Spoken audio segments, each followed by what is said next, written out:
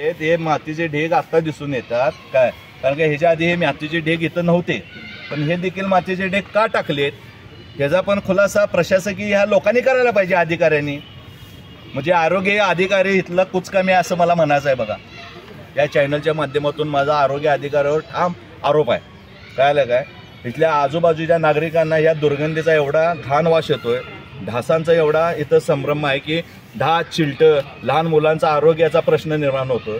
या आरोग्य अधिकाऱ्याचं काम आहे का नाही सांगा. ज्या टायमाला इथे 2 व्हिजिट झाल्या त्यांचाच अधिकारी एक जबाबदारी सांगतोय की मी बोललेलं तरी हे आरोग्य अधिकारी येत नाही.